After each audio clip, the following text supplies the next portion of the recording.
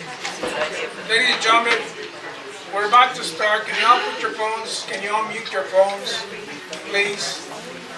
And just a reminder, we all love Fort Clark. We can agree to disagree. Everybody's going to have their say. Let's be mindful of everyone else's feelings and considerations, please. Nothing personal in none of this. So everybody will have their say. Everybody. Thank you.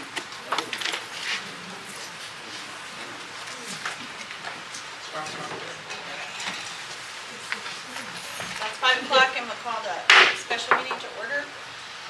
We have a quorum with all directors present. We can stand for a moment of silence.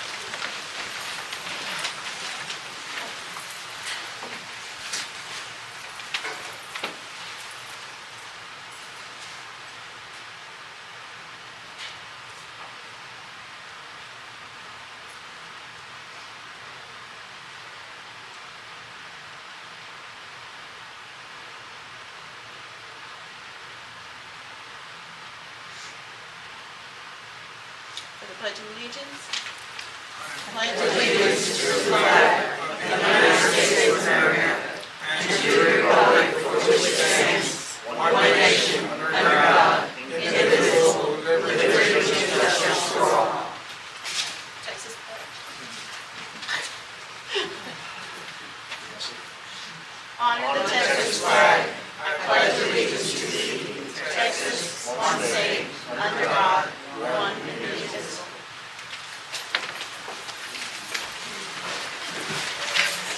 Be a quiz on yes. I still do not have that perfectly memorized. All right, the first item up for discussion was the pool. We can't hear you. Mike's not. They're not on. Oh.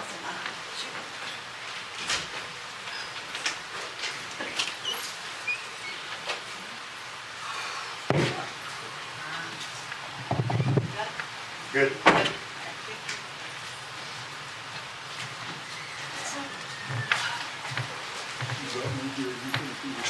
Okay, the first discussion item is the pool.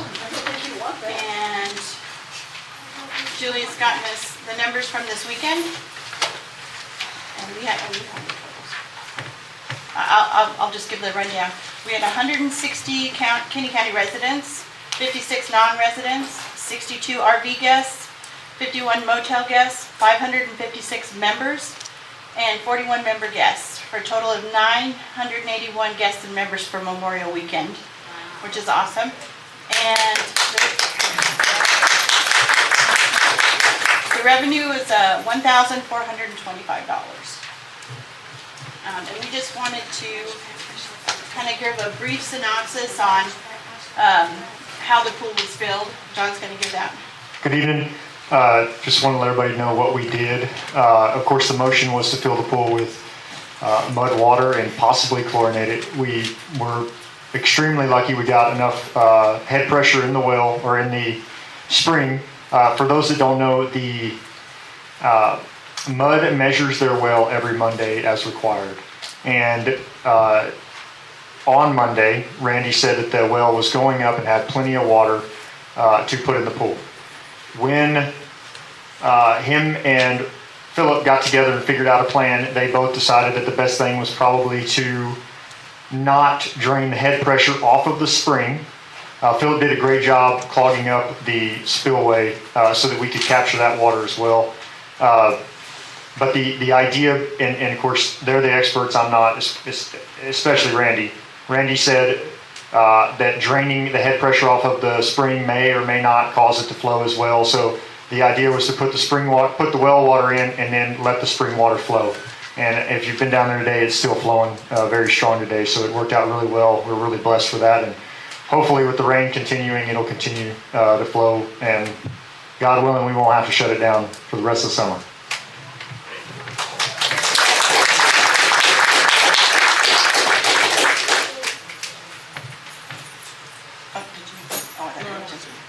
And that was basically all. We wanted to just let everybody know how the weekend went and how the pool was filled, so that everybody knows. Unless somebody has anything else about the pool that they would like to. Can I just ask what the distinction is between well water and mud water? We understood, some of us, it was being filled with chlorinated water. Well, chlorinated, technically, yes, it has a 1 part per million chlorinated water. It's the same water you drink, and as soon as it's being put into the pool, that chlorine is being evaporated. So, I don't know, I don't know what the measurable amount would be, but it's safe to drink. I'm sure it's safe for fish to swim in, so. Except that I understand that the municipal water also has chloramine in it, which does not dissipate in sunlight and has to be physically removed because it's toxic to fish. Okay, well, we will follow up with Mud and ask that question. I don't have an answer for that. Because it matters extremely about what you do with the pool water when you let it go, or you empty the pool, or whatever. Okay. I didn't hear you, I'm sorry, what was that last statement? There's chloramine in the municipal water by law, and it does not dissipate in sunlight. Unlike chlorine, it's there to enhance the chlorine, and you have to physically remove it from the water because it's toxic to fish. I will personally follow up with Mud and get the answer to that, okay? Thank you. Yes, ma'am. Just a issue with that, though, with the rate that the spring is flowing, it's putting out a sufficient amount of water to highly dilute the chlorine that might be in the pool as it's slowly going out into the creek throughout the property, so probably not a big issue at all. Maybe people don't know what chloramine is. Hold on. Yeah, I have a saltwater fishing aquarium with 160 gallon, I have a good clue what that is, you can pick it out. Excuse me. If we're talking about chloramine, you have to physically take it out of the water before you put it into a public waterway, because it's toxic for fish, and it does not dissipate in sunlight. There's no fish in the pool. Well, and we're gonna check on that. They end up in the Rio Grande.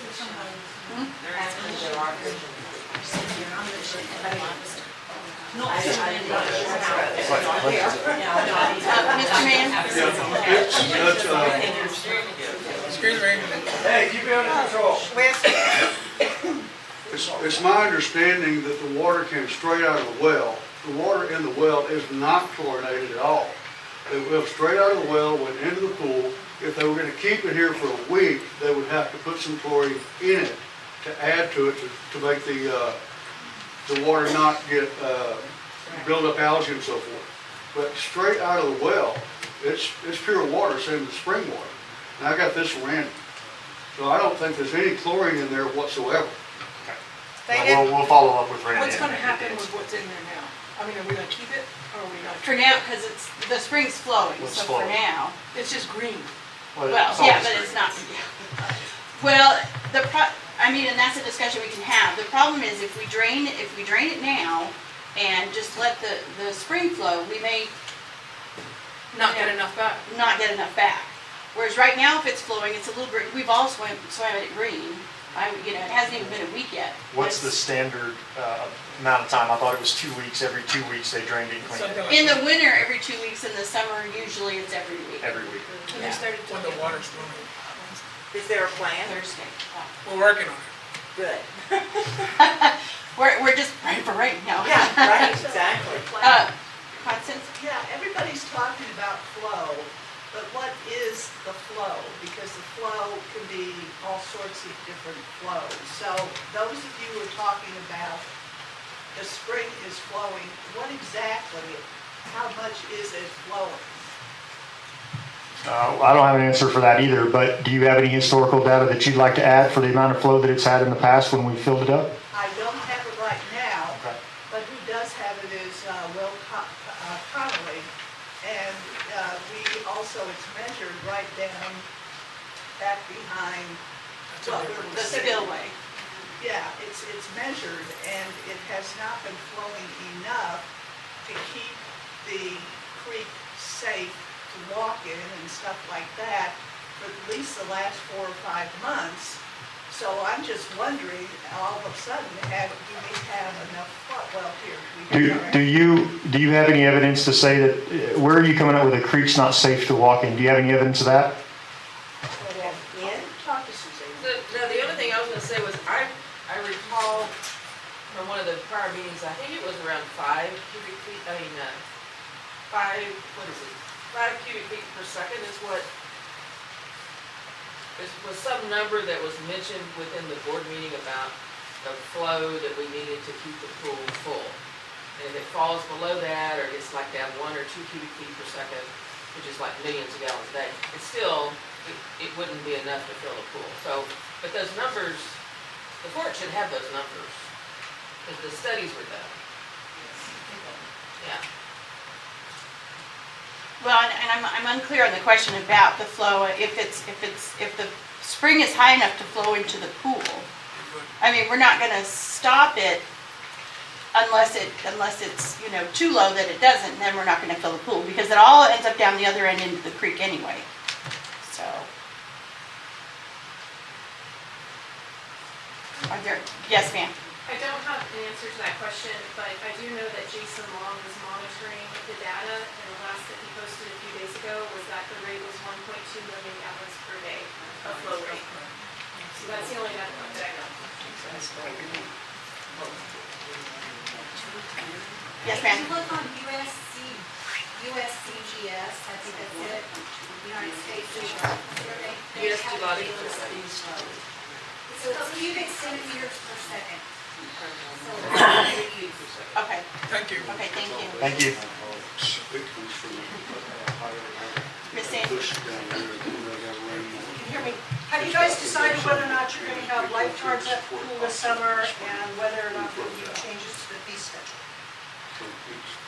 As far as I know, we are not doing lifeguards, we have attendance, but that's a discussion, the fee schedule, and I was just talking to John about that, is that probably we should put it on the next agenda to verify our fee schedule and to decide if we have attendance, no attendance, all of that.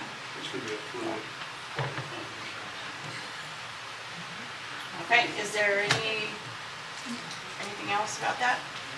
Let's move on to item number 2, discussion item number 2.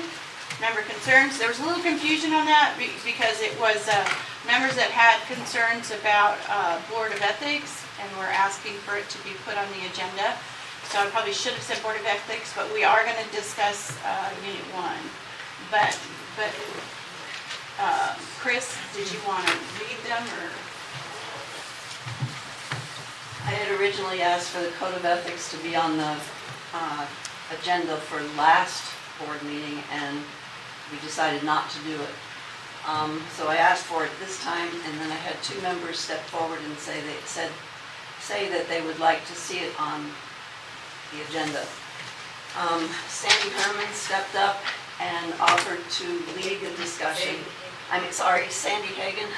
Sandy stepped up and offered to lead the discussion, so that would allow all board members to be engaged instead of one trying to lead it and the others following. So I've asked Sandy to go ahead, and that's fine. Okay. You can do the Unit 1 thing if you want to do that first. Yeah. Sure, Unit 1 first. That would be fine. Oh, that's true. Ms. Martinez? Go ahead, because not everybody cares about Unit 1, everybody cares about 12. Yes, there you Well, it go. doesn't make any sense.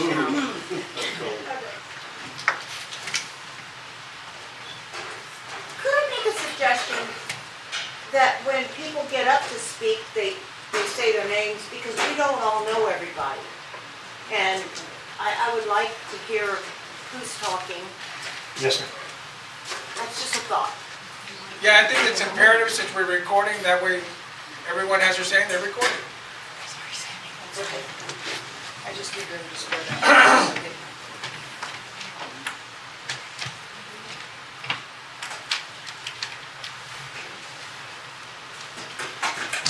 Okay, this is not meant in any way to be confrontational. It is simply to inform the members and remind the board of directors about the code of ethics and actions that go along with that. I've heard through the grapevine that I was reported to have said that we got rid of one board, we can get rid of another, and that is not what I said at all, and I wanted to make sure everybody knew that, because there is no way in hell that any of us want to go through that. The other issue that goes along with the code of ethics is the conflict of interest. And for those who don't know me, I'm Sandy Hagan from Unit 27. I'm just a member now, but I am a past director, was on the board on and off for 6 terms, or 6 years. So a lot of this that I'm going to be speaking about today is from my experience on the various different boards. Actually, it's the members' responsibility to hold the board responsible for what happens. We have to hold their feet to the fire sometimes to make sure that we are kept informed and so forth. What brought this to a head was the sudden resignation of Travis Huey and Alan Peterson. And it alarmed some of us that this should happen one right after another. And we were concerned that there were some issues from that. Part of this is an experience suffered in the 2019 board where a couple of directors decided that it was appropriate to go onto a non-sanctioned website and make comments about other board members and employees in the association. So Constance Kilgore and I requested that the Code of Ethics be an agenda item to remind all of us about what all of our duties are. First of all, I want to read something, and it's called Your Fiduciary Responsibilities, put out by HOAleader.com, which is just one of the websites that deal with HOAs. No matter what your position, every board member and officer has a fiduciary duty to act in the best interest of the association as a whole. You must exercise sound business judgment, respect the confidentiality of board deliberations and decisions, and avoid real and perceived conflicts of interest. In short, you must execute your responsibilities in good faith, with good judgment, without conflict, and by always putting the association's interests above your own.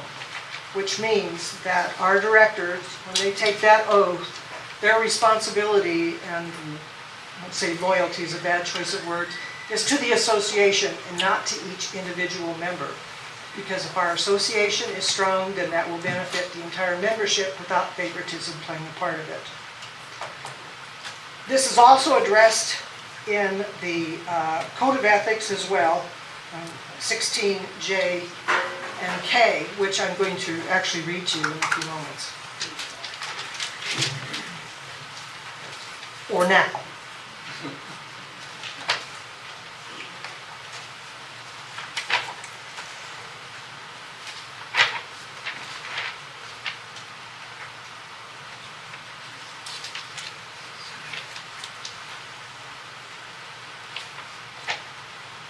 I can use the one that you guys got, but then it's not pink. Like that.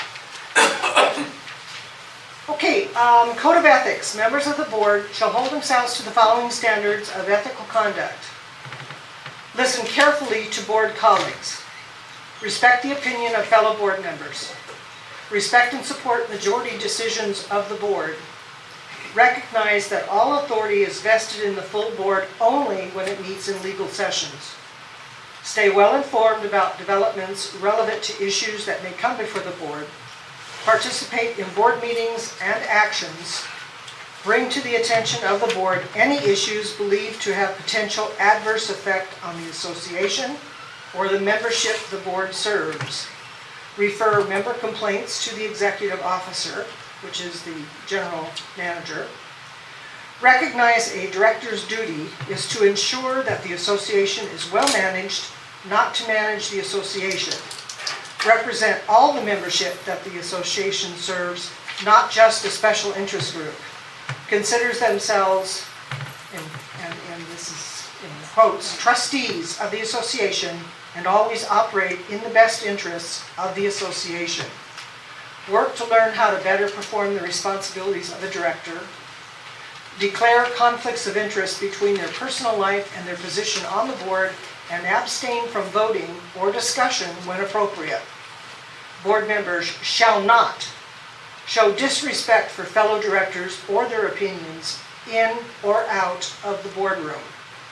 Use the association for personal advantage or that of friends or relatives. Discuss the confidential proceedings of the board outside the boardroom. Directors shall not discuss how they will vote on the agenda prior to the meeting. Interfere with the duties of the executive officer or undermine the executive officer's authority with staff members. Conflict of interest policy. Disclosure of potential conflict of interest and/or duality. Any possible conflict of interest on the part of any director must be disclosed to other directors and made a matter of record, either through an annual procedure or when the interest becomes a matter of board action. Any board member having a possible conflict of interest on any matter should not vote or use his or her personal influence on the matter. The foregoing requirements shall not be construed as preventing the director from briefly stating his or her position in the matter, nor from answering pertinent questions from other directors, since his or her knowledge may be of assistance. Thank you for your patience, for those who are reading along.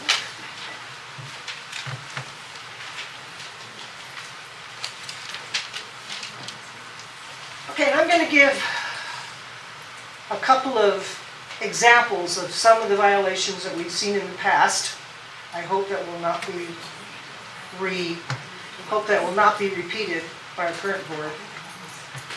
The comment about ensure well managed and not manage is not to also interfere with the manager.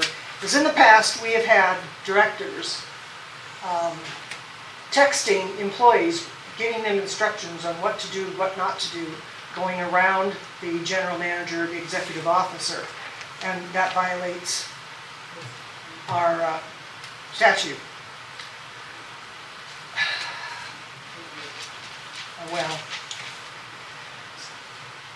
representing all the membership, not special interest groups. Some examples would be directors who own property or have friends who own property and try to influence, like the architectural committee, on what they should be doing, or vote to favor a friend or a relative during a board meeting.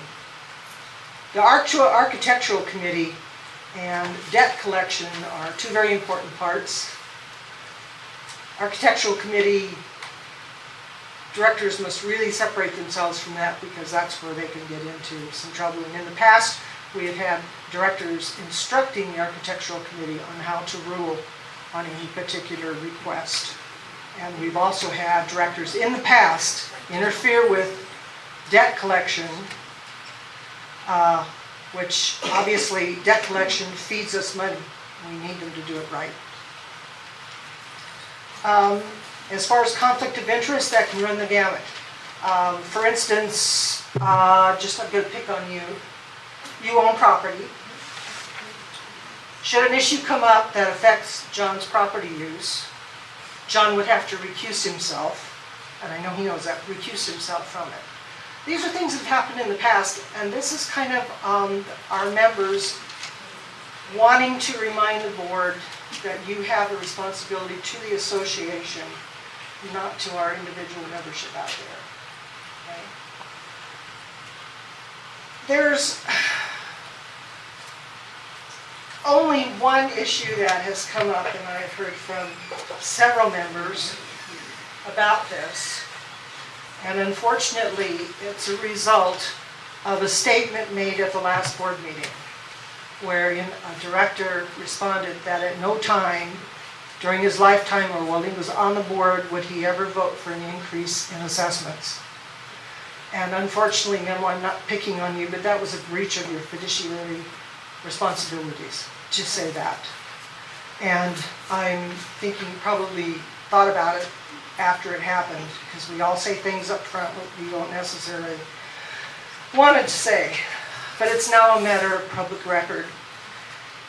Also, it says specifically in the code that we shall not discuss how they'll vote on any issue before it actually comes to the table on the agenda. By saying that, unfortunately, employees become worried because I'm never going to get my raise because we're never going to have enough money to pay me. Assessments that don't keep up with the cost of living, we can't pay bills, we can't pay payroll, we can't pay insurance, we can't pay maintenance and office supplies, we can't pay wages which close the pool. So what would be nice is for all of our directors and our members to realize that these people have a big responsibility to keep our association afloat. And that may take an increase or it may not. But I think we all need to be very careful about what we say at the table so as not to mislead our members. Because that statement is supported by a lot of people who will think that we should never again raise an assessment. I'm not sure what we're supposed to do. But it does not represent those people who feel we should pay our bills. So these are just items that have come up, and we thought that this would be better to just air this than have rumors and anything else going around. And I don't mean to pick on you, Memo. No, I got you. I don't mean to pick on you or any of you, which is why I try to use examples from the past. So. Can I add some context to that? Yeah, Regarding me? sure. Okay. Ladies and gentlemen, whoever was here and they can listen to the videotape from last time, what I stated in the context was we had a discussion about hiring a realtor to sell lots. And I stated that it is my goal to sell every lot so we can increase the memberships. We have 50 pending lots that need to be sold. That being stated, if we got the realtor, which we did, it was voted on this past couple weeks ago or a week and a half ago. We now have someone who's going to try to increase the membership. And in that context, I said, I want it done so that we won't have to raise fees this coming year. I only have 1 year left anyway. So whether I run or don't run, this is my last hurrah for if I even decide to vote that way. But I think I can state freely that at this point, at this moment in time, I have no desire to raise increases as of this date. Membership fees. And the only reason it was brought up is other members said that really concerned them to make a statement as finite as that was. So that there's always the chance that there's misunderstandings. And sometimes things are taken out of context. Constance, did you have anything that you wanted to add? Well, Come. Don't let me be dad cop all day. I'm Constance Kilgore. We really operate with a lot of rumors around here instead of facts. And so I don't know, when I hear things, what is true or not true a lot of times. So I'm going to put two of them out there, and again, I'm not picking on you, I'm just saying I heard this, which I did. But I think it needs to be clarified. I know, Linda, you're involved with the staple, so, do you have to recuse yourself from votes if something comes up about the stable? John, I know that you have properties here, that you financially benefit from your properties. Is there a time when you wouldn't be able to vote? Lisa, I hear that, and All hearsay. that. All hearsay. Better to air it. It's better to air it because that's what people in this No, room. please air it, but it need. is hearsay. Make it clear. It is hearsay. I think I already made that clear. Thank you. That you have, that you do business with a golf course in terms of golf carts. I don't know what that is. but that happens. And of course, you have a son who is working at Dickman Hall. I don't know that should have anything to do, because we all have to be employed, or certainly some of us do. So I'm just saying that please be as upfront as you can about the different kind of issues, even if it's hearsay. You know, it just needs to be addressed, whether it's correct or not when it comes to board members. And I think we have an obligation that when we hear things, to let the board know that we have heard these things and get to the truth about it. That's it. That's all I have to say. Okay, so the whole purpose of this was to remind members that maybe this is an item that they should read occasionally, and certainly remind the directors to be very careful what you say at this table, because as soon as you say it, it becomes public record. And that can affect how members respond. Could be anything from gossip, which we all hate, and this is a hotbed of gossip around here. It's a small community. That's what happens when everybody knows everybody. But it's just really important that we as members hold your feet to the fire and make sure that you follow the rules that have been laid out for you. And that we, as members, follow the rules that have been laid out for us. And our responsibility is to make sure that if we spot something that doesn't sound quite right, that we let the board know about it. That way they can make any corrections at the board table that need to be made to get rid of the rumors and whatever, the gossip. Does anybody have a question? Well, I do. Don't you think it would be Who are you? appropriate to... Alicia. Thank you. I'm Alicia Christian. Don't you think it would be appropriate to have a discussion with somebody if you heard something thirdhand and you don't know if they said it or not, before bringing it in front of everybody? That's a crazy idea. And making a whole meeting about something that's maybe taken out of context. Well, this whole meeting wasn't just about that. But you're absolutely right, which is why I mentioned at the beginning that no, I never said that. No one wants those kinds of things following them around.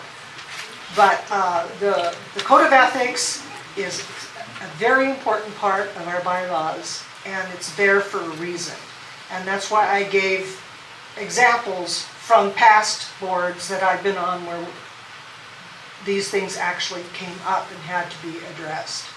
So I'm thinking that this board is going to be 100% clean when it comes to the Code of Ethics and conflict of interest, and we'll go our merry way, and we'll all continue to love this place where we live. Any other questions? Yes, my name's Ken Tripp. So, if y'all are coming up reading the Code of Ethics in front of this board, the next time new members are going to be voted in, or we can have this exact same forum again, and anybody that opposed anyone that was voted in, get to air their hearsay or grievances against those. This form that you received, if you will notice on the bottom, there's a signature block. And each director, when they're placed on the board, is required to sign the Code of Ethics. We started that in 2020 to make sure that what happened in the years 2018, 2019 did not happen again. So this is the same document that the board is required to sign when they are elected to the board. So just to let you know that they are made aware of that. But this is something that comes in your packets. And I'd almost guarantee most members don't read what's in those packets. So this is just to kind of help things along and go from there. Again, we don't mean to be confrontational in any way, just trying to point out all the rules that we have to follow. Miss Sandy, I just have one question since we have a captive audience here today. it never occurred to you to mention anything about the ethics in February of this past year? When we had another board member and a general manager here? You had no issues with ethics in February or January of this past year? We've had questions with ethics with every No, board to bring that's it ever here come up. publicly, I'm saying. Not to bring it here publicly, no. Okay. And part of the reason is that more members have questioned these types of things more recently. And so we just figured this would be a good time to bring it up. Well, I'm Alicia Christian again, and those members need to talk to people that they, okay, I heard you say this. That's right. And then, so what did you mean by that? And it could be that, oh, you didn't hear the first part of that for whatever reason. So, I'm sorry. No, you're fine. That's what I meant by we members have to hold board's feet to the fire. I mean, we need to question those things we've heard, and we meet things that appear to be. But they don't have to be done.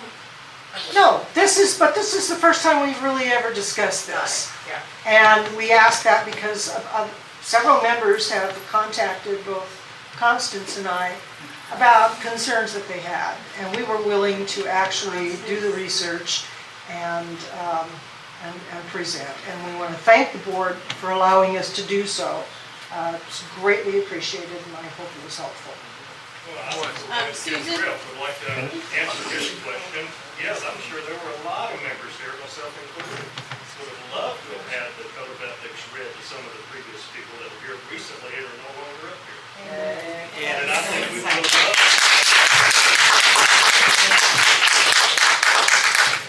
Susan, you had your hand up. Yeah, I did. And I guess the one thing I would say is that You don't. there's been two, this is Suzanne Main, I'm Suzanne Main. So there's been two board meetings I've been to, I think this calendar year, where I sat in the audience and I was like, I cannot believe I am hearing this, because it was, there was a board meeting, or maybe it was the annual meeting, it was about the pump.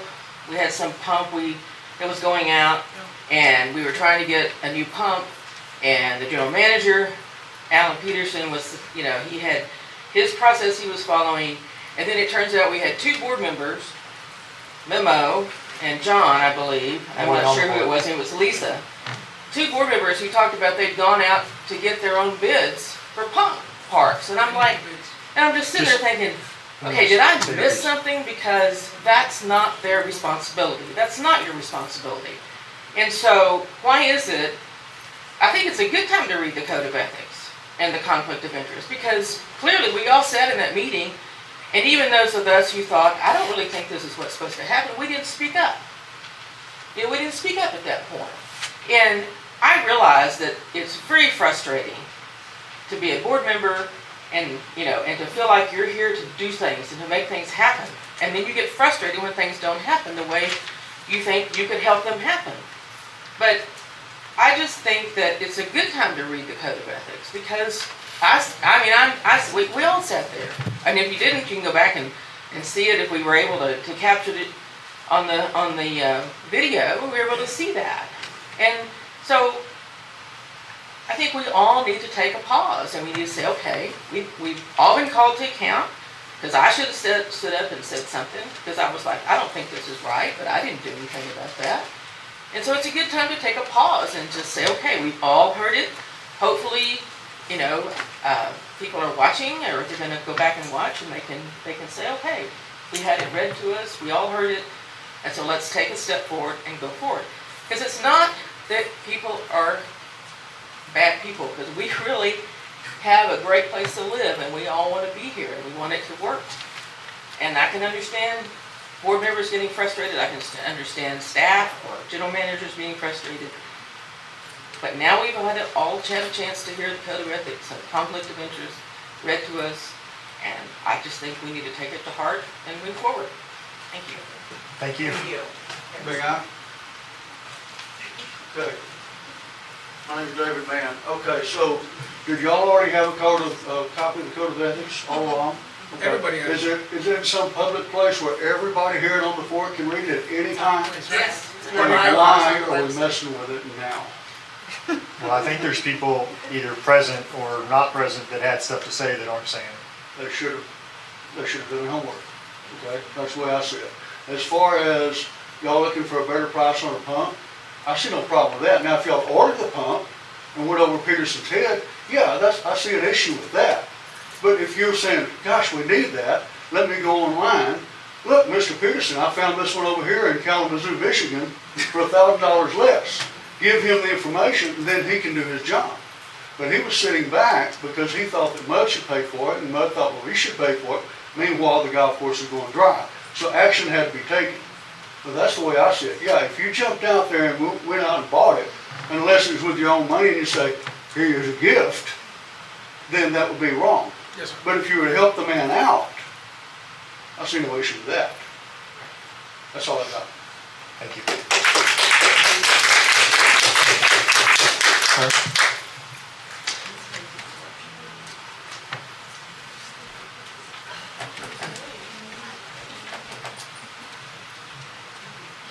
Hi, everyone. If you don't know me, my name is Brittany Wiley, and I am married to a board member up here, but I am my own person. I am a member. So I did have a clarifying question, Sandy. When you were up here, one of the first things, if I didn't misunderstand you, you said that regarding Travis Huey resigning and also Mr. Peterson resigning was bringing up some of the discussion and reasons for having this. However, you didn't cite any specific examples, and I think that if we're going to have this discussion, then let's just talk about it.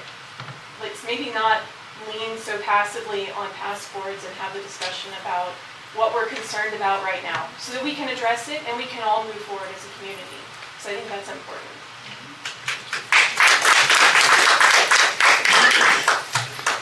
I'd like to say a couple of things because obviously Sandy pointed out conflict of interest, and I don't have any social media. However, I do get screenshots of social media, and I believe Ms. Hayter is sitting in the back there and made a post about me having a conflict of interest because I have short-term rentals on the fort, and that I wanted them filled. I wanted the pool filled so that I could make money.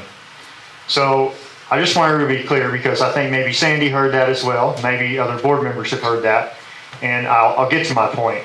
But I want to state, I made a little prepared statement here, that all of our properties are rented long-term with the exception of one house. This particular property was booked on March 12th, 2023, 75 days in advance of us making a decision to fill the pool. Additionally, the guest stated that their family comes up every Memorial Day, and this guest did not inquire about the status of the pool, nor did they inquire about the canceling, or inquire about canceling due to the pool not being open. So I'm just going to use that as one example of how somebody posting on social media platforms tried to drag my name through the mud with absolutely no proof. And they're more than welcome to put a public apology out there if they would like, because I have all the proof right here, and I'm more than happy to give that to anybody that would like to see it. Doing that with no evidence doesn't do anything but make everybody in this community mad for absolutely no reason. And I would also say that we are a small community. Everybody knows that what you rent golf or you work on golf carts. I don't know what you do. Okay, rents golf. Guys, I mean, everybody here has a skill set. Everybody's trying to make a little bit extra money on the side. I mean, somebody's trying to sell cakes out of their house. I mean, somebody's trying to do certain things. I mean, this entire community, my entire life, has worked together to help each other and to try to support those small businesses, not drag them through the dirt when they're on a board and they got to make a decision about something. So I would just say that those rumors about myself, and more particularly about my wife, are extremely hurtful and have no basis, and that we all need to think about these rumors before we start spreading them around. I just heard a rumor a minute ago that Max Wilson is my best friend and I want to hire him to be superintendent of Fort Clark. Now, how should that make me feel? I met the gentleman a week and a half ago for the very first time in my life. So, does the board deserve that? Does the community deserve that? Does anybody want that happening to them? because I think everybody on this board wants to work hard for this community. And I already know and have seen the proof of how hard this community wants to work for this sport. And that's more important than the work that this board does, because the volunteers of this community are the glue that binds us together. And all the hard work and the times that we all share together are what's way more important than all the nasty rumors that people are spreading around. So with that, thank you, and we all just want to move forward. Well, I'm Lisa Christian again, and I just want to say the bullying just really got bad. I mean, Annabelle was good she had so much potential for this. Travis as well. Everybody, and the bullying has got to stop. And there should be people that do that and continue on with that kind of behavior through social media should be expunged from social media. Not, yeah. I'll call my cousin Guido, but we'll talk about that later. In the back first. Joanne Gordon, in Unit 23, and I want to say, Director Wiley, I really appreciate hearing you say that, because one of the first meetings that I attended when I first moved here, we had a discussion about some rumors that were going around, and Annabelle McNeil was extremely upset and got up and spoke about how she wasn't doing anything wrong, and she tried to do the same thing you did just now, explain herself and what was going on and what the circumstances were, and went as far as to remove herself. And you stood up and said, hey, we're in a small community and that happens. You got to get used to it, toughen up. And it doesn't sound like you're following that same philosophy. You seem very hurt. And I want to acknowledge that. That's the way she was feeling. That's the way Travis was feeling. That's the way Mr. Peterson was feeling every time a member would badmouth his employees. Those are the things, we don't always feel it when it's not happening to us. And we think, oh God, toughen up, get over it, sit down, nobody wants to hear what's it. But it's important for people to say it. And now it sounds like you're feeling it, and you are sounding the same way she was sounding. It's hurtful, it's not helping anything, and all it does is drive away people who are trying to participate in the community. And all that happens is when they come out and try to help, a whole horde of residents come out and complain and spread rumors and gossip and everything else until those people just go home because they don't have to participate. They can just live here and be peaceful on their own without getting into all of this junk. And I can completely understand why they would do that. So I would like for everybody to keep in mind that even though it might not be happening to you at the moment, it might happen to you sometime soon and your feelings might change. So let's be respectful of everybody, regardless of what their opinions are. If their opinions might not match with ours, we still should be respectful because things can flip-flop and you can be the one feeling it in the hot seat instead of someone else. I think that's great. Thank you very much. And Thank you. thank you very much for saying that. And I would say that I guess I would say that I agree with you about 50%. And what I mean by that is that some of that's maybe taken out of context. If you grew up in Brackettville, you know that there is a rumor mill. However, I'm no longer sitting in the crowd. I'm on the board. And I have to follow a certain code of ethics. And I take rules pretty serious. And so when somebody says that I have a conflict of interest or that I'm violating a certain code of ethics, that's a lot different than me sitting in the crowd. And if I remember my statement correctly, and I'd have to go back and listen to it, but I made a comment that it was not okay for the rumors to be spread about Annabelle and that for her to get beat up, but that it does come with the territory. That's what I said. I did not say that I was okay with her getting attacked. Matter of fact, my wife is here.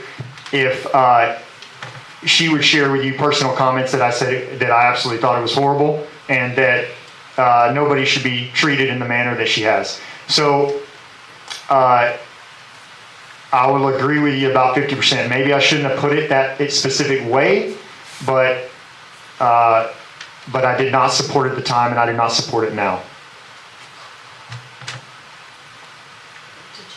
Yeah, If you wanna talk about who has the most to gain, short-term rentals from the pool, that'd be 4 O'Clock Motel. With 38 rooms.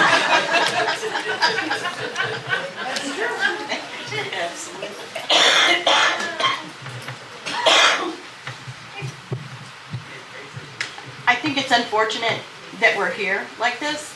And I think somebody said it before.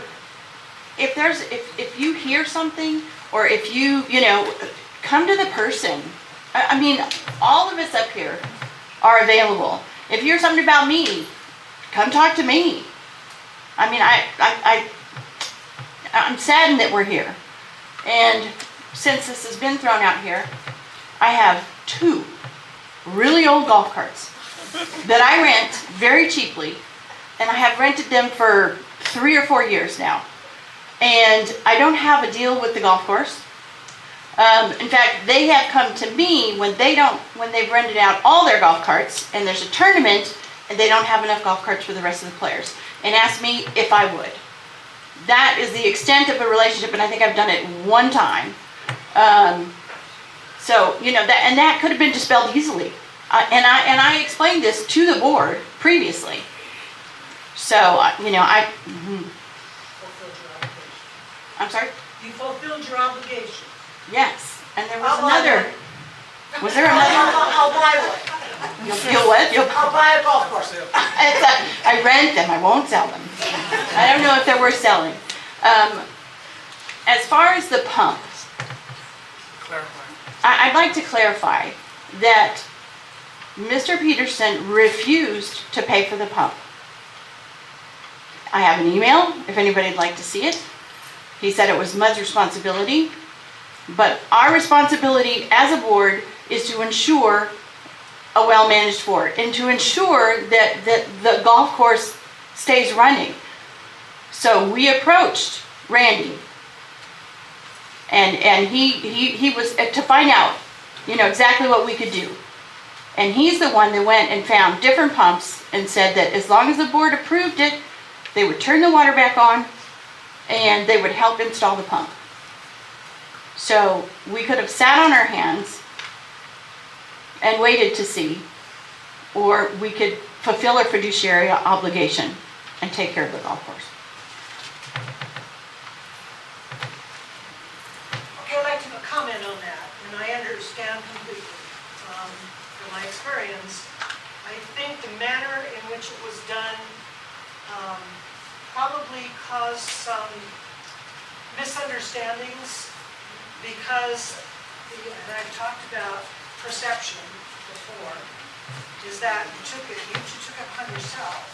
And I think in the future, should any of the directors feel that it would be wise to become involved in that kind of thing, because the best thing to do is to bring it up at a meeting and decide that we want to be involved in this, and actually have a vote in front of the membership that we're going to assign a couple of board members to get involved with this to help out our general manager. And then that clears the air for everyone. They don't think that, I don't think you had any evil intent at all. I think you were trying to help. I think that maybe it would have been less suspicious as far as members if it had been handled in an open meeting and that you decided that you two would be best to work with Alan at that time to get a better deal on the phone. And I think maybe it's because people just thought you insinuated yourself, and that's maybe not exactly what happened. But again, that's the transparency that's required of the board to handle things in front of the membership. The only second thing is it's not against our rules and regs specifically to have a business in your home. If you're a board member, you have to divulge it. But as long as you do not have a sign promoting, I'm going to pick on trend, golf clubs here, and have parking spots out there where you park out your neighborhood and make your neighbors unhappy, you can work in your home. You can prepare, you can make cakes, you can sell golf carts, as long as it's kept to the point where you're not offending your neighbors by what you're doing. So, just to clarify, it's not against the rules to have this at all. It's the way you have that business. Well, to go back to what we were discussing, and I would like to clarify the fact that I have all of the email threads with all of the board members at the time discussing the urgency. There was no waiting for another board meeting to have the open discussion because of the fact that there was no water going to the golf course. And the board, all of the board knew, and I don't even know how to say this without, nobody was doing anything. It was just sitting there. And either not being responded to or ignored. So you can characterize it as we should have done it different, but at that point, we had a responsibility Hold on a second. and timing. Hold on. Let me add another thing to it for Ms. Sandy. I interjected myself because Mr. Peterson, what I'm understanding from, now this is from what Randy told us. He said, we're not gonna pay for the pump. At that moment, he turned it off. He turned it off. That's Randy for you. Yeah, that's right. Well, he turned it off. Now, Randy also explained, had Mr. Peterson, again, I'm paraphrasing what Randy said. Had Mr. Peterson said, look, let me work with the board, let me talk to the board, let's see what we can do. Something that spigot would have stayed on. But he turned it off, so the golf course went out without water for 3 weeks. And so there's a lot, and I didn't get bids. Everything that I did regarding mud, and she talked about it in the thread, everything was emailed to every board member here. Every single one. Everybody was kept abreast of what was happening. No hidden agenda. I don't even golf. So why do I care if we got water or not? So that's most of the story. Just now explained what would have been nice to hear at the time. Yeah, it would have been. That's all. They could have asked. Well, you got some hands now. Yeah, okay. I don't remember, I think in the back was, I was up first. Robert Ritchie. Quick question. We're new here, and we got here on September 1st last year. What was the result? I would just like to know, because when we got here, it was a dirt golf course. What was the result of 3 weeks without water for the golf course? I would really like to know what happened. You know, what was the result of the golf course not having water for 3 weeks? Well, we could have started advertising the worst golf course in Texas. If that answers your question. If you could play it, good for you. Mr. Turpin in the back. Ken Tripp, I would like to say thank y'all for taking the initiative to obtain parts, or not to obtain the parts, but to find the closest where they could procure the parts from and to keep the prices as low as possible.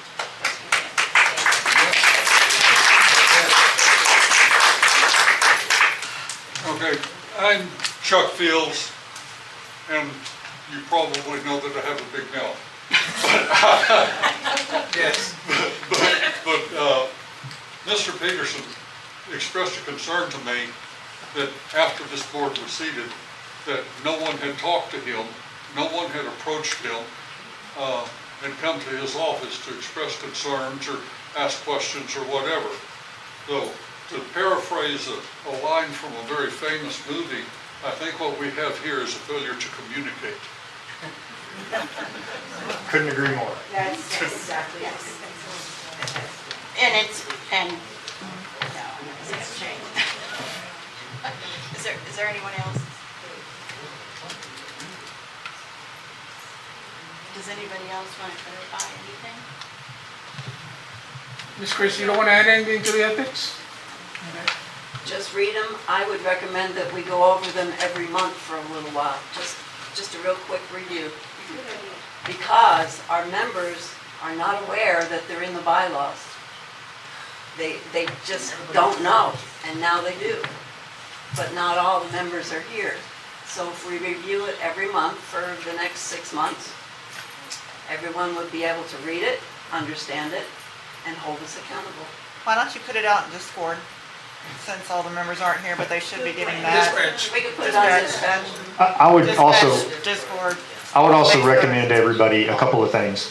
The code of ethics are obviously monumentally important, okay? But there's a couple of other things that we don't need to forget, because if you read the code of ethics, you can lose context greatly in how this fort runs, okay? We will be hiring a new general manager in the future, and that's going to be a challenge to find somebody that will take care of this fort the way we want it taken care of. And we hold that obligation very dear. However, I would ask everybody to go read powers, okay, the powers of the board, because the powers of the board mirror the duties that we grant to the executive officer. So I know there's been a lot of hustle and bustle about the executive officer and his duties, and obviously the rumors spread around, or the lack of context or perspective spread around about how how Mel and Lisa handled the water pump situation. That was a metering device. But I'll read the duties of the executive officer quickly, and you can read the powers and have that somewhat framed for you.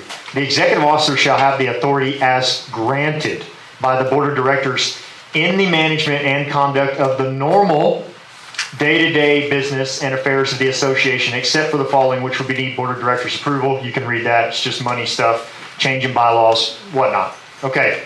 Would anybody in this room consider the pool being dry as normal?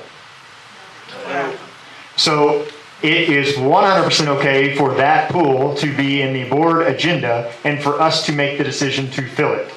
It is not normal day-to-day operations. And furthermore, the board, per Mr. Peterson's contract, states that we can give responsibilities to him and take them away when we choose. So if there's some changing, say he's failing at marketing, failing at it, but honestly, there hasn't been any marketing since he got here. I'm not picking on the guy, I'm just saying it hasn't been here, okay? And maybe before, yeah. So if he's failing at that, and as a board we decide that, we can take that responsibility and give it to somebody else. That's clearly written in the bylaws. So we can't choose to look at one portion of the bylaws and go, oh my God, this is it. And then not go back and look at the rest of the bylaws and get context into how this all applies across the entire spectrum of the entire 20 pages and the declarations and Property Code 209. Okay? We have to look at it from a 30,000 foot view. So I would challenge everybody to go ahead and read all of the bylaws, all the declarations. It's honestly, it's fun. It's fun to go read it and try to figure out, like, how is this formed? What did our forefathers, we'll call them forefathers, right? 1971. What were they trying to accomplish? And then what has everybody tried to accomplish before that in the Brown and Root days? Like, I mean, yeah, this stuff's amazing. So I would challenge everybody to read this, get your full context before you go out and just start shaking the code of ethics at somebody like that's the answer to everything. It's not.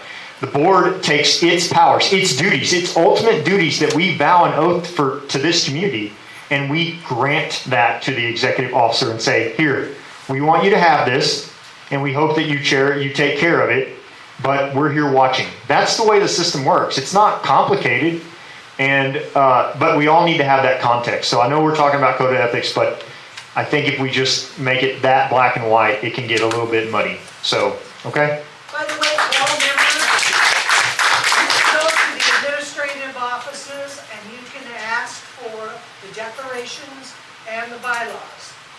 They should have a copy there. If they don't, then you need to remind them that they need to have copies. But you can pick up all those documents at the admin office. They're there, required by law, that they be posted and available to members at all times. And they're also on the Fort Clark's Yes. website. Sue Martin, Unit 38. I've been here for about 20 years, and I've seen boards come and go.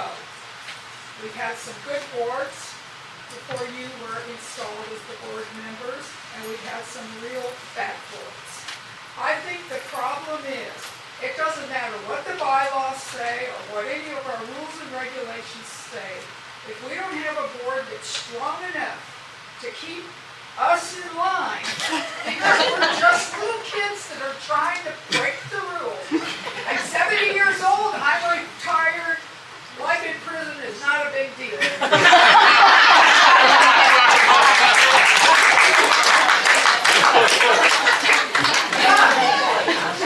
I think what we had is we are confused, at least a big part of us. And your dad's one of them, probably. One day this applies, the next board comes in, it's all out. Then the next board has to sit there, and Wiley, we talked about this, they've got to start all over and try and redo it. Well, people get pissed off at everybody else, and then they get rid of the board, or the board goes, like somebody here said, oh, my feelings are hurt, I'm going to quit, I can't take it. We need to have strong people in the positions that you have, and we, as members of the community, need to say, well, you're probably right, I'm breaking the rules. Instead of getting on social media and going, do you know the audacity of that board member to call me out for doing this? And that's what we are. We are little kids going, exactly. On the playground. Exactly. And I don't know how to fix this, I don't know how to stop it, other than somebody said, go read it. Well, I'm not going to read this much shit on this board. Why don't you lay it out for us and say, look, this is what we can and what we can't do, and if you have a bitch about it, too bad, so sad. You elected us for 2 years or 3 years or whatever the term is. Correct. And say, that's the way it is. You bought into this community. It's not your fault that they didn't read this stuff. We've got way too much information. Way too much stuff. Way too much. Ms. Martin, thank you very, very much, and very, very much. So I think now would be a good time to maybe say, it's awesome that you're leading us into this, but we had a workshop, 4 weeks ago? 4 weeks ago, something like that, we had a workshop where we're creating, we did create a vision traction organizer. It's a system to create structure, discipline, and set 1 year, 3 year, and 5 year goals. Okay, we did this with Mr. Peterson, and this board unanimously with Mr. Peterson agreed on the goals set forth in this vision traction organizer. Now, y'all haven't seen that. We will release that. We're trying to release it right now, but it may take a week or two to get it out where everybody has that. Now, just as a scenario, we've got on there Creekside, okay? That we would have some kind of eatery at Creekside. It may just be hot dogs. I don't know. But we're trying to do something to get more, to get food at Creekside. That's a 1 year goal, okay? So if we don't have something in a year, you can come back here and yell at us and say, I'm going to jail and taking y'all all out because you didn't put the eatery in, okay? But on this board back here, if you'll look, it says accountability, integrity, communication, and continuous improvement. That is the fundamental foundation of this board. That's what we agreed on as a board. And Mr. Peterson. So we acknowledge and have talked and discussed about, and I'm sure Sandy would have a light on this, Bill would have a light on this, that can shine light on it. That as you're 100% correct, as boards change, stuff just gets lost. Structure gets lost, discipline gets lost. We would like to build something that gets passed down. And if the next board doesn't carry on the torch with that structure and that discipline, shame on them. And that's our goal. That's all of our goal. We agreed on that. Mr. Peterson agreed on that, and that is what we're trying to accomplish.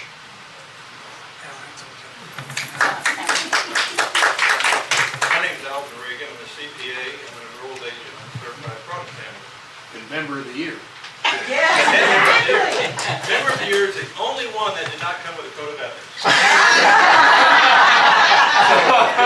General comment, you can be comforted by this, you can be worried by this, but everybody here, when you read a code of ethics, it sounds nice and clean cut and crisp.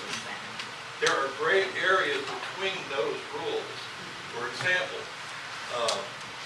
if you have an ethic that says that you're going to let the executive officer do his job, okay?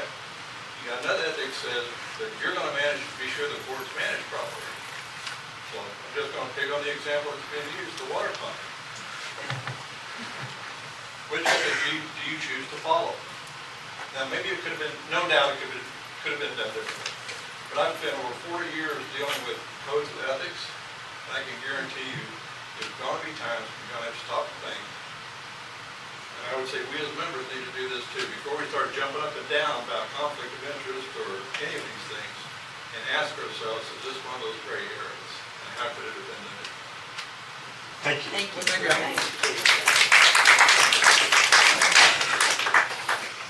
Anyone else? Well, Before we clear the room, I'd like to say, Unit 1. you know, we didn't, no, I guess nobody really knew what to expect this evening, but thank you everybody for coming and having we're not going to cut it off, but just thank everybody for coming and having a calm discussion. Honestly, this is probably the calmest board meeting I've seen in 2 years. So thank you very much for that. Unit 1. Yes, we have not forgotten Unit 1. Oh, Hi, yes. Brittany Riley-Vin. I just wanted to share, I think a couple of people have touched on this, and that is, let's ask questions, right? And we've talked about too, like, how do we stop the rumors and that sort of thing, and let's just ask each other questions. When you hear something, ask about it, because I've said this before, we all have the same goal, and that's to make this place a better place. So we're all on the same team. We may not agree on how to get there, but we're all on the same team, and I think that right now there's just a lot of looking at each other as enemies, and we're not. There's a great book called Conversational Capacity, and it's about being curious. In order to have a good discussion, we have to be curious. We have to ask questions. Why do you feel that way? Why do you think that way? What's your perspective? And then another book that I will quote is by, it's Brene Brown, and it's The Story We Tell Ourselves. And so oftentimes, you know, we can make up a story and say, this is why I think this is going on this way, and we don't have that conversation with that person, and that's really not the case. So let's just ask questions, because I love this community. I've grown up here. I know that these people, to be on this board and take the beating, if you will, that they take, and every board member before them that's taken it, they love this community in order to get up there and volunteer and do that work. And of course, all the other volunteers that work hard every single day to make this place better. Thank you. I just want to say, I think y'all are doing an awesome job.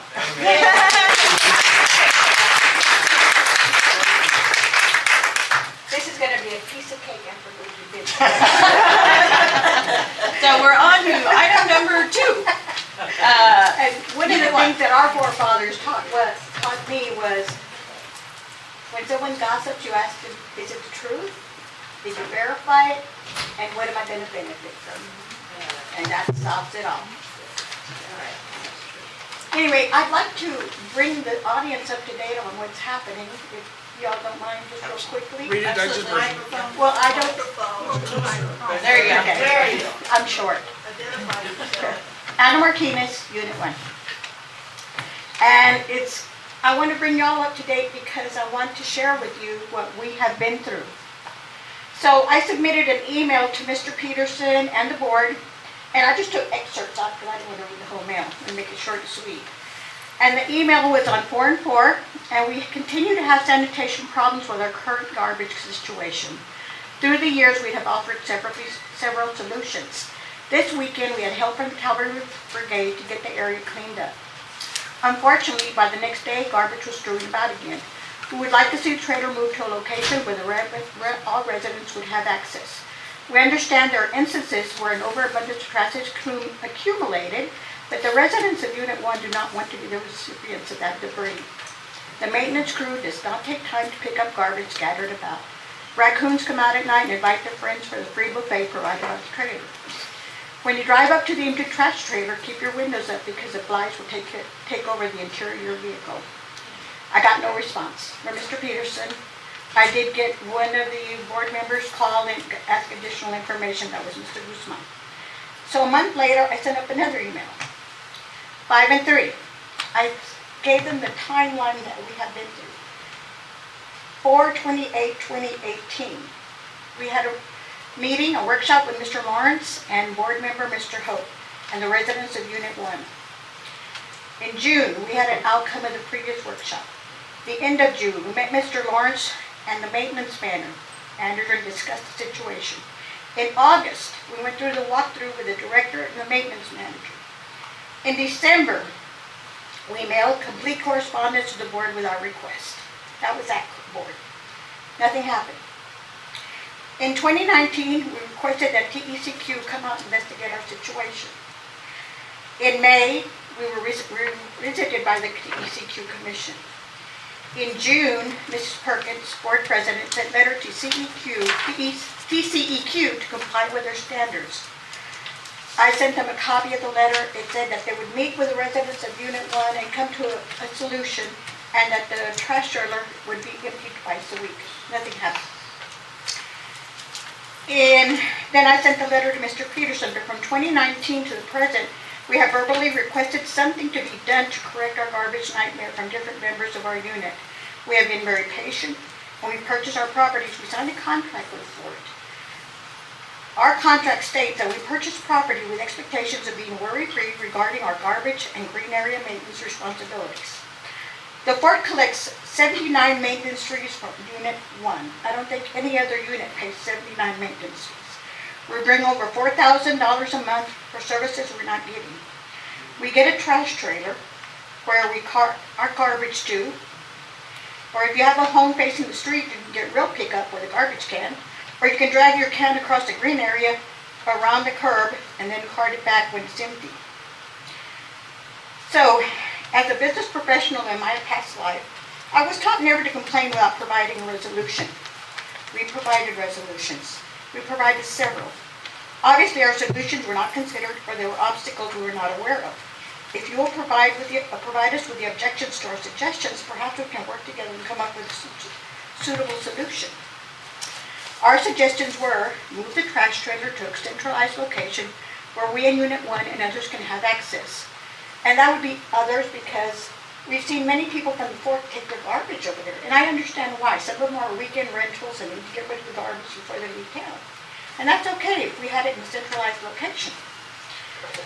This would alleviate the traffic to the unit from outside entities coming to dispose of their garbage, designate a location where all non-household items could be disposed of. We suggested the maintenance yard where it could be monitored with video camera and see who's trashing the area. Put a no dumping sign and aggressively find the culprits. The second one, have all residents get garbage cans and maintenance can use their mule to collect garbage for the homes not facing the street. This would give us the same type of service the membership gets. We have a neighborhood association. We organized it through asset-based community development. The whole process. We went through it with Mr. Lawrence and the other board members. I'm actually a trainer for asset-based On a community microphone. development.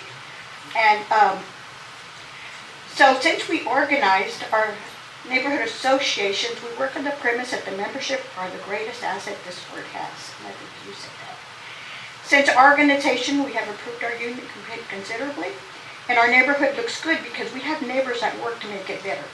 You will see us cutting grass in the green area, picking up garbage, reminding each other if we see CC&R violations, and basically looking out for each other.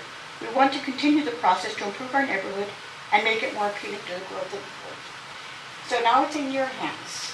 I don't know why, if there's any reason why the trailer couldn't be moved into the maintenance area, or something that y'all hope to get a resolution from you. We'll put it in your hands. Would they have access to the maintenance area 24/7? Well, what it is, There's a little opening there. well, but see, I drew a map to make it clear for myself. And we'll pass it on. May I say something? I'm Alicia Christian again. For those of y'all that don't know, in Unit 1, back by the carport area, there is a dumpster trailer. And people throw their garbage in there, and I can't tell you how many times we go there, and Al, is Al still here? Right there. And there you are. Al goes out and cleans it up every day. But there's people that dump white goods, cans of paint, just, you know, whatever.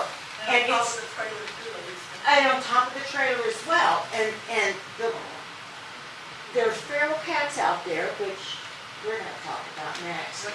But, and raccoons, exactly, and it's just a friggin' mess.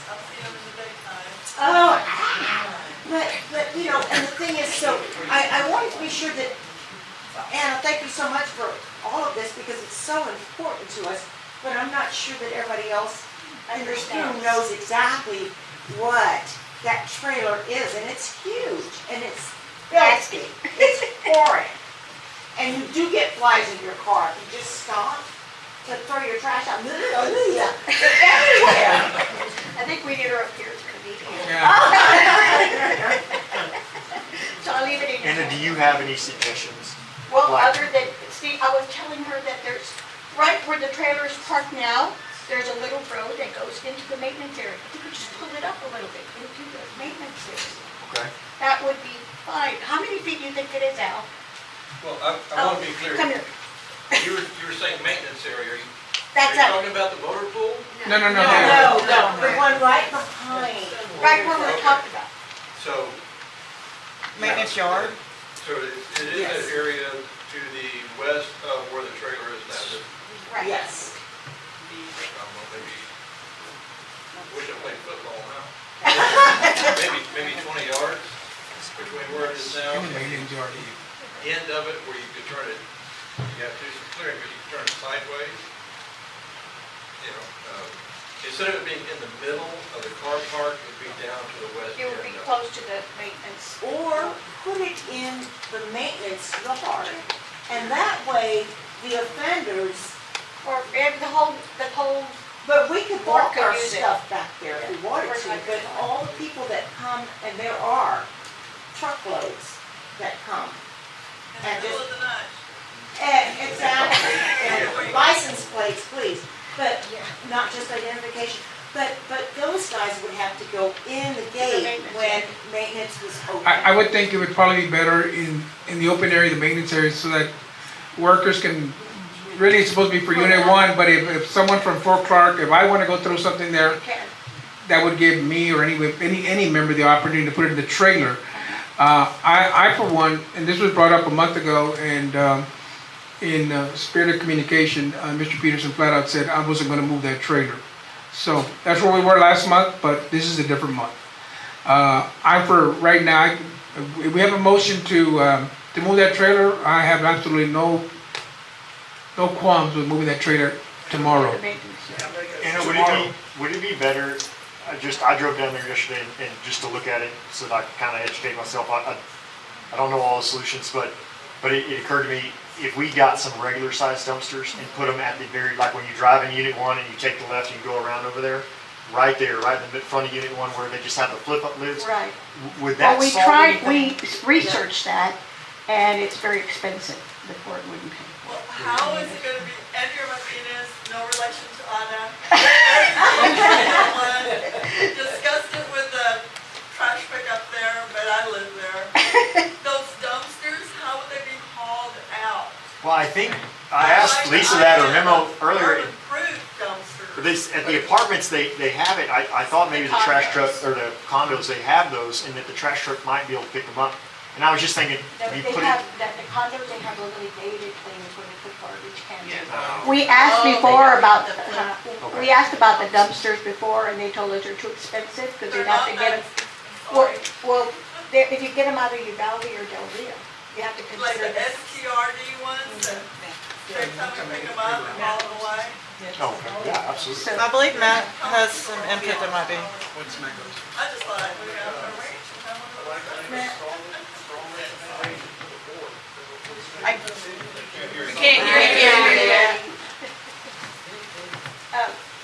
And if it needs to be closed for security reasons, maintenance, or that's fine, we can tell the residents, you can always go from this time to this time. You know, for security reasons. I'll make a strong recommendation to the board. Before y'all make a decision, you have a manager, a maintenance manager, which y'all need to consult with, because there's other things going on in the maintenance department that y'all may not be aware of. He's down people. There's a lot of things that contribute to why that trailer's where it's at and it hasn't been moved. So I don't know if that's been explained to y'all, but if the board would sit down with Philip, I'm pretty sure y'all could work it out. Yeah. But Good Anna, advice, didn't yeah. you say that what you found out is that it needs to be picked up twice a week? That's what TECQ says, and it's not being TECQ. done. And when we met with the previous managers, we had Philip in the meetings, he's aware of what was going on. So, and that's why we asked, if there's something that we don't know like that, can we come up with another solution? Well, yeah, that's what you gotta do. We're willing Just to gotta work, we're willing to go. work with it. Well, I would like to give the port personnel here some kudos for their deserve, okay? They have taken some steps to make the trash trailer more secure. For example, when we first moved in here, which was January of 2022, it was very common for the top gate to be open. Now, that doesn't sound like a big deal, right? The top of it's open, I can just throw a trash over the top. Yeah, and the birds can go in there, and the raccoons, and the cats, and all the varmints go in there, and they tear the backs up, they pull it out. The other day, I had I wish I had this for a photo contest, a picture of about a half dozen buzzards sitting on top of it. We don't normally get birds of that size, but they closed it.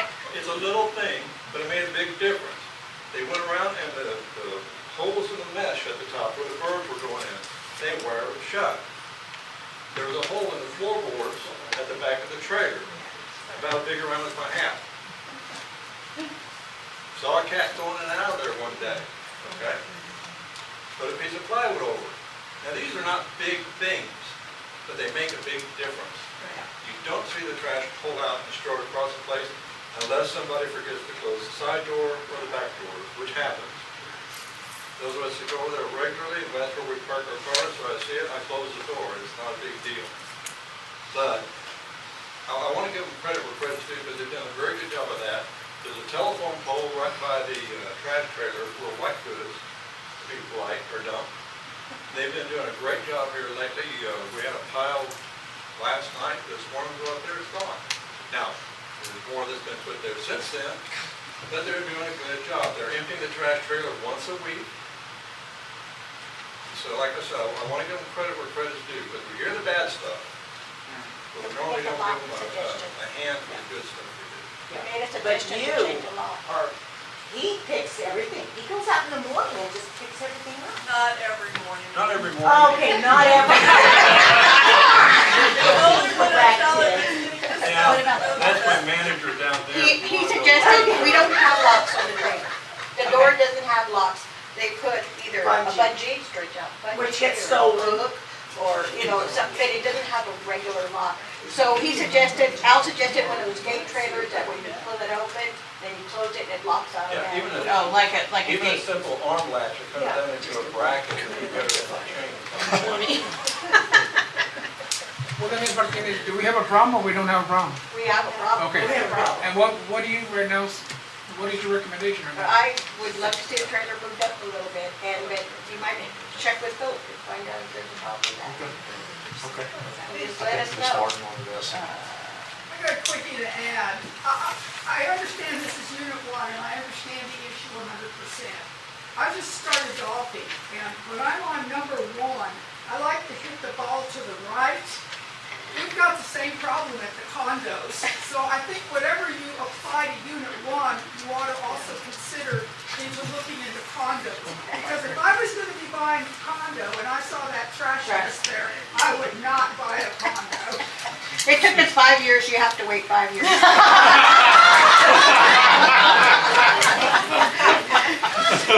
So the other option was, they could get their little Ranger and everybody get garbage cans, you pick up the garbage and haul it out, but of course that takes more man time. That Philip would want to put more employee time out there, so I would see if there's a workaround. Just let us know. Well, I'd like to make a commitment for the whole board. I'm committing you all. We're already committed. Not that way. Because I know it goes on, and we'll go look at it, and then it goes on. But I commit to you that we will speak with Philip and look at all the things, the camera out there, also fines, you know, all of the things that could help mitigate it, placement, and we will, Have a resolution. yes, do you want to give us a deadline? Yeah, I gave you a month on the first email. I gave you a month on the second email. Why don't we do 2 weeks? You can resolve it in 2 weeks. Well, yes, does that, everybody think? See why not? Okay, 2 weeks. Okay. What And does that I'd make like to it? be with you on that. Thank you. 2 weeks or Miss Martin goes to jail coming after us. 13. have anything that I want to bring forward to people. But I want you and the board to read that. That is something for the protection of the store for the years to come. If we don't do something about it. Okay, yes ma'am. We'll take this into executive session, talk about it. Okay, yes ma'am. Thank you very much. All right, if there's nothing else, we are going to go ahead and adjourn into executive. Oh, Sandy? I just want to make one comment, and I appreciate the board for allowing us to discuss. I've heard more laughter and more funny stuff tonight than I have heard in a long, long time coming from our members. And it's really heartening to hear it. And it's so nice. I appreciate the board not trying to calm things down, letting people have their say, letting everybody laugh. Thank you. Thank you, members. It's been truly a joy to hear. Hey, thank you.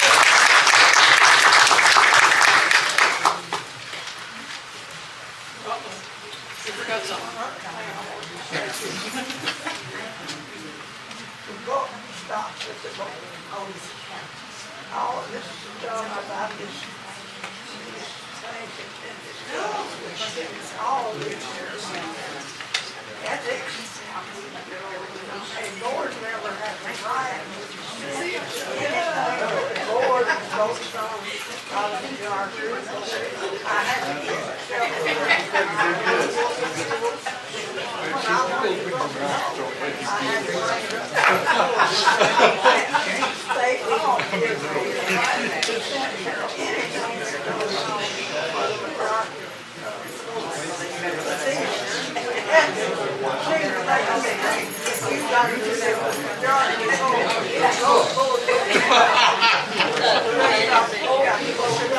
social media.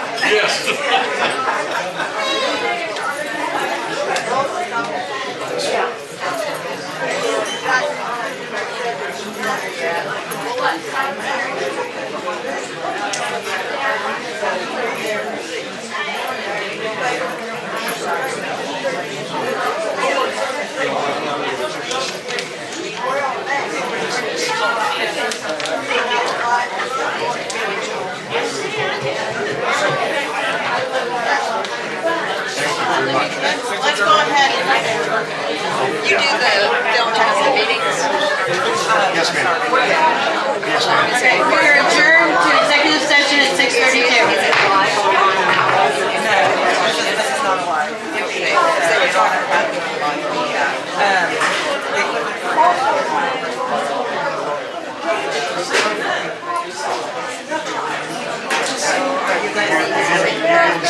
You didn't state it. so you'll film that You didn't state it. when you look post it. You stated what you thought was fact. That's not your opinion. And it's incorrect. I have the document right here to show you. So let me ask you something. So you don't care about facts? Well, let me put this to you a different way. Let me put this to you a different way. Man, let me speak.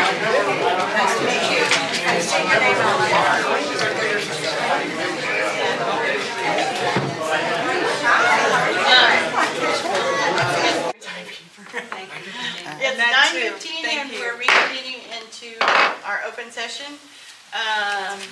From our agenda, we had a discussion on a fine and that, do we have a motion? I make a motion to table it. Right, I'll second the motion to table it. all in favor? Okay, unanimous. And now we have two collections issues. So, number one, Yeah, you'll have to tell me which one now. I'll tell you. Yeah, Okay. mark it right on Oh, the yeah, let me paper. just mark it in. So that way I'll know which one's one and which one's two. Do we have a motion to, Motion to go forward with the legal counsel to handle the foreclosure of the properties. well, I think it's just the lawsuit, just to initiate it. To initiate the lawsuit. Second? second the motion. All in favor? All right, and for the second one, same? Initiate a lawsuit to proceed with a possible foreclosure. A second the motion. All in favor? All right. It is now, Meeting 24th. oh, we're gonna, Oh, you're gonna be email? yeah, email them. Okay. 9:16, we are adjourned. All right, these will get easier, hopefully.